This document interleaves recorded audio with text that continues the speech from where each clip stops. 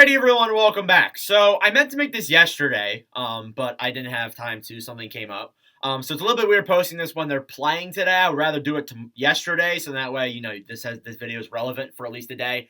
But today we're going to talk about the Montreal Canadiens. They are in year, I'd say, 3 of the rebuild. One was kind of an unexpectedly bad year. A lot of people thought they'd still be a good team, but obviously they weren't. I'd say this is year 3 of them not being in the playoffs and not being good. So no disrespect to them at all. But we're 26 games into the season, and I thought I'd look at the progress that this team has made overall through the first 26 games of the season since that last year, and kind of just talk about the team as a whole and discuss the direction of where they're going. And I like the direction where they're going. They're playing a really good style of hockey. They're still playing the spoiler role, but they're not playing bad either. You can tell this team's really improving with the roster they have. So we'll start off in 21-22. They went 6-17-3 for 15 points in the first 26 games played. Obviously, 21-22 was a brutal year for this team. Probably the least enjoyable time the Canadiens have seen in a very long time. That was not a fun year to watch whatsoever. There wasn't a whole lot to look forward to. There really wasn't much there. But obviously, it was around that time where we're in December. The Habs weren't that good, obviously, and Ducharme was still in, and they were getting blown out every night. It was just how it was. However, that following year, they bring in St. Louis. They bring in Kent Hughes as the general manager, and things start looking up. They were actually 13-11-2 at this time last year for 28 points. That's not bad. I will take that, and I think that, they play the spoiler role, and they play it well, too. And I know there's a lot of overtime games in there through extra time, but they're still playing a really solid game at that point in the season. This year, though, 11-12-3 for 25 points. So, a little bit worse than last year, but it's not a concern at all. I think overall, the overall on-ice talent's really improved. On paper, they look much better, too. And I like the acquisitions they made this offseason, too. Acquiring a guy like Alex Newhook, definitely a player that I like on that roster. There's a lot of positivity with this Canadiens team. Although, with them not being the best team ever, there still are some stat lines to talk about. They have scored 72 goals, have led in 93, so obviously the defense in that still plays a role. They're 6-8-1 at home, and they actually play a pretty good spoiler role on the road. They're 5-4-2 when they're on the road. It's pretty solid. If I do say so myself. So yeah, I like the overall style of game the Canadiens play. They play that spoiler role, and they play it very well. And especially, too, in a division where it's very competitive. And, you look at that division, you're going to say, yeah, Montreal's probably the worst team in that division. They still play very well, and they're keeping themselves in the race, even though they weren't really expected to at this point in the season. Now, I do expect they will probably fall off. That probably is what's going to happen, but you want to see progress. And I think this should be hopefully the last year where they're not last in the division, but it's so tough because that entire Atlantic is really competitive right now.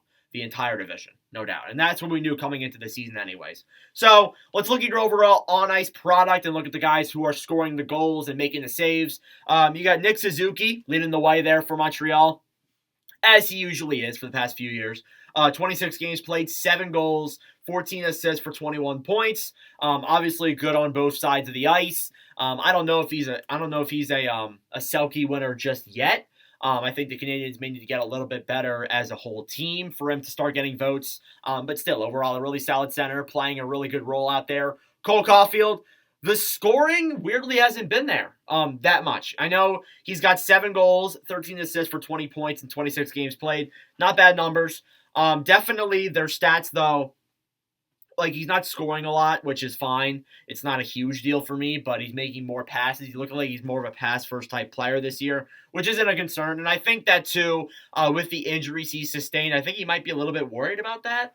That's very possible because, obviously, him with the puck gives him a higher chance of getting killed or getting hit. So, obviously, that plays a role. But I think Caulfield's overall having a pretty good year. I don't think the goals, even though he has 7, is a concern. I think he's still playing solid. Mike Matheson. Who would have thought Matheson at this point was playing so well at this point in the season? I look at Travis Sanheim as another good example for that. Sanheim on my Philadelphia Flyers is playing really well. Mike Matheson is kind of the Canadiens version of that. I think he's playing really well for them. Matheson, 26 games played, 5 goals, 13 assists, 18 points. I'll never forget that game where it was like a 24-game slate. It was that 16-game night, and Matheson came down through the zone and scored. Just went through the entire zone, end to end. That doesn't happen often in the NHL. So Matheson definitely deserves some credit for that. Sean Monahan, he's cooled off a little bit, but he's still playing a pretty good game at this point in the season. It looks like he's kind of turned back the clock a little bit. 26 games played, 8 goals, 7 assists, 15 points. I do believe he is leading the team in goals. If I'm looking at that correctly, I might be wrong, but I believe he is. So definitely someone that I think is playing pretty well. And then finally, Alex Newhook.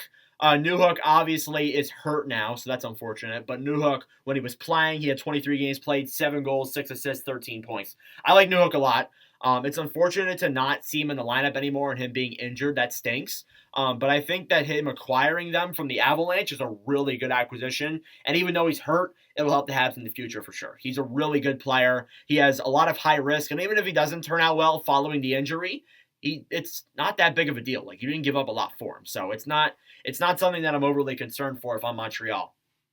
Other players I want to talk about, and these are guys who struggled, and I think that's obvious. Yuri Slavkovsky. I'm going to be honest, and I know that might be the main part of the comment section of this video, because a lot of the time my Montreal Canadiens videos get a lot of views. They get a lot of recognition, which is, I'm not complaining. Slavkovsky, I talked to times many times before on this channel. I'm stuttering. I've talked about him many times before on the channel. That's what I meant to say. And obviously, I figure they sent him down to the minors, like they did Shane Wright for that stretch there, because it's the right thing to do. But they're keeping him up there, which I thought was a little bit weird. I am the casual hockey fan. I'm not a casual, but I'm not like an avid Habs fan watcher. So I can't say if he's doing well off the score sheet. But obviously, 2 points in the amount of time he's played isn't great, or 7 points. I can't exactly remember what it is, but I'm kind of shocked he's still playing up there for the Canadiens in the NHL. All due respect, I feel like he should have been sent down to the AHL. Tanner Pearson, a little bit of solid secondary scoring. There isn't a whole lot there, but still, at times he can score some goals and get some assists every now and then. But he's not a main scoring player. If he is, then that's very concerning for the overall team you have. So I'm glad they acquired him. It's a good acquisition. Dvorak has struggled. It sucks to see, because I am a Dvorak fan. It really stinks to see him struggling. And then Anderson too only has 1 goal. So that was obviously the main topic. I remember when Tristan Jarry of the Penguins scored the goalie goal.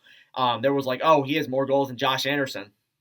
Yeah, so it's kind of funny. But he has struggled, and it really stinks. But I remember when that contract was signed, it was one of the more popular videos on the channel, and I got a lot of hate because people did not like me saying I didn't like the contract.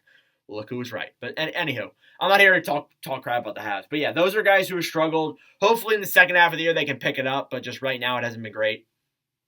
The goalies, and I think Sam Montembeault is, when they signed him to that 3-year deal, I think that shows that they're relying on him for a while. Like, he's going to be their goalie. Sam Montembeault, 6-4-1, 2.78, a .912. Of all the teams, I think Montembeault's probably the best goalie on one of the bad teams. I'm not going to lie. Because he plays a really good style. He saves the puck a lot. He doesn't have that good of a defense in front of him. All due respect to the Habs defense, it's not great. So it's good to see that Montembeault, even through all these years of rebuilds and pain, he still puts up a solid .912. Pretty solid, in my opinion. Jake Allen then 3-5-2, 3.74 and a .898.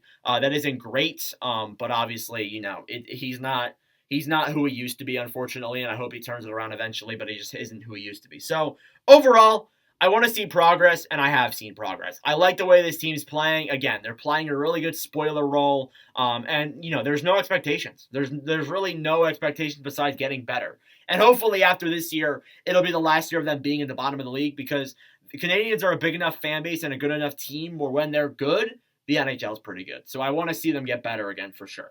Upcoming games then for the Canadiens, you got 4 on this list. They play Buffalo tonight, so when you watch this video, this may be outdated.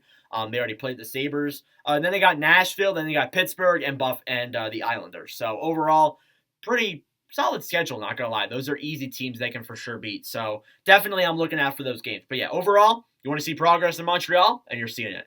So yeah, anyways, thank you all for watching. If you enjoyed, make sure to leave a like, hit that subscribe button down below. I really appreciate it. But regardless, thank you all for watching, and I will see you guys in the next video.